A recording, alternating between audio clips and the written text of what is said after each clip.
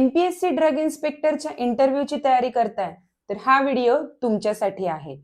Exam clear झाल्यानंतर तुमची next step आहे इंटरव्ह्यू. आणि ड्रग इन्स्पेक्टर ही एक जबाबदारीची पोस्ट आहे. म्हणून पॅनेल जेव्हा इंटरव्ह्यू घेतं तेव्हा तुमचं नॉलेज, कॉन्फिडन्स, कम्युनिकेशन स्किल्स हे सगळं चेक करतं. Hello students, welcome back to my channel. मी आहे सायली आणि आज मी तुमच्यासाठी घेऊन आली आहे how to prepare for MPSC drug inspector interview. काय विचारतात, काय अभ्यास करायचा, कसा अभ्यास करायचा, हे असणार आहे आजच्या व्हिडिओमध्ये. तर चलो, without any further due, let's get started with today's video. Number 1, drug and cosmetic act and practice basics. सर्वात पहिल्यांदा आता तुमची थिअरी एक्झाम झाली आहे. सो फार्मॅकोलॉजी झालंय, केमिस्ट्री झालंय, सगळं झालंय. आता तुम्हाला पॅनेल ऍक्च्युअल क्वेश्चन्स विचारणार, प्रॅक्टिकल नॉलेज चेक करणार तुमचं. ड्रग अँड कॉस्मेटिक ऍक्ट सगळा माहिती पाहिजे. फक्त आणि फक्त डेफिनेशन नाही तर कन्सेप्च्युअल माहिती पाहिजे. आणि फार्मसीचे प्रॅक्टिसचे बेसिक क्वेश्चन्स तुम्हाला विचारले जाणार. Don't read only definition, clear your concept with example. Y with example? कारण ते तुम्हाला एक सिनॅरिओ देणार. तुम्ही एका इंडस्ट्रीमध्ये गेला, तिथे रेड मारली, तिथे तुम्हाला काही स्प्युरियस ड्रग सापडले, तर तुम्ही काय कराल? हा झाला एक सिनॅरिओ. अशा सिनॅरिओ रिलेटेड तुम्हाला क्वेश्चन्स विचारतील.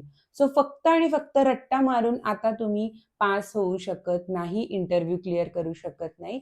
तुमचे कॉन्सेप्ट क्लिअर पाहिजे, तर आणि तरच तुम्ही इंटरव्ह्यू क्लिअर करू शकता.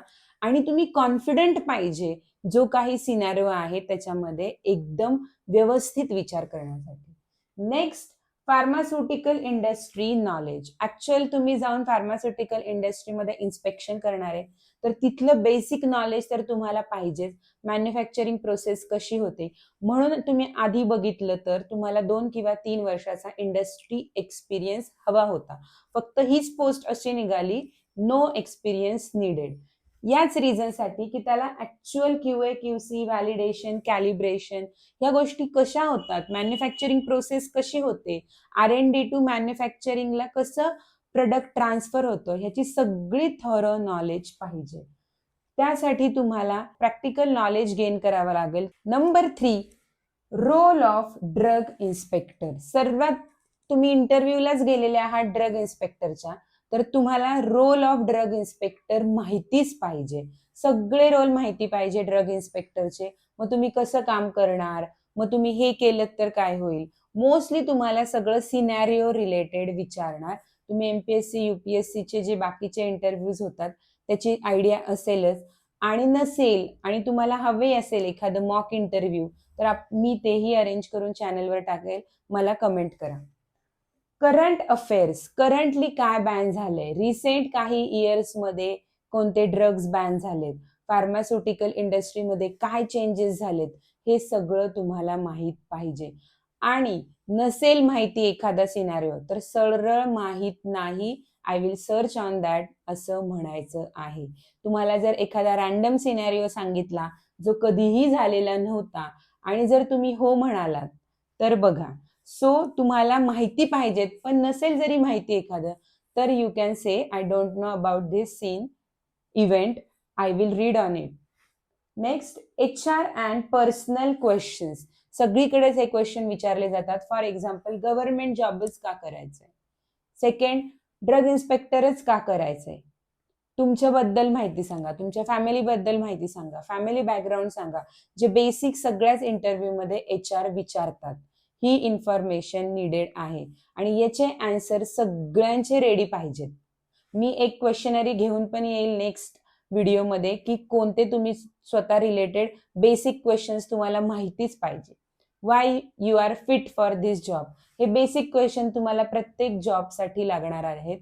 So you should prepare for that. Clear?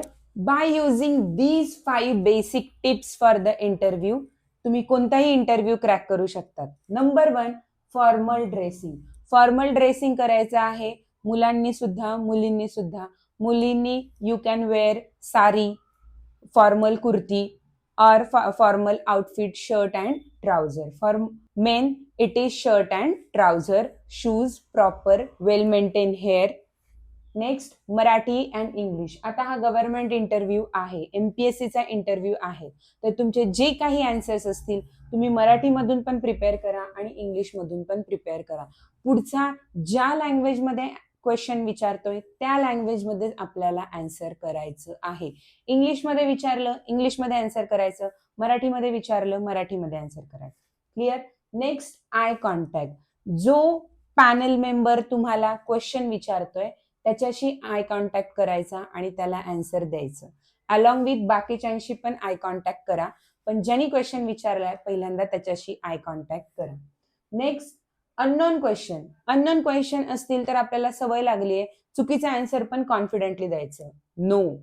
जर माहीत नसेल, येत नसेल तर सरळ माहीत नाही म्हणायचं, मी त्याच्यावर काम करेन असं म्हणायचं.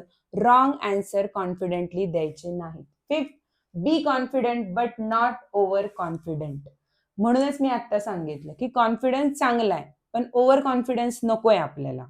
जे आन्सर माहीत नाही ते खरंच नाही म्हणायचं. उगाच ओव्हर कॉन्फिडन्स मध्ये रॉंग आन्सर द्यायचे नाहीत. पॅनलला एकदम परफेक्ट व्यक्ती नकोय. They don't want perfection, they just want a responsible officer who can handle their work responsibly. Okay. तर स्टुडंट्स, आज आपला व्हिडिओ इथेच संपला आहे.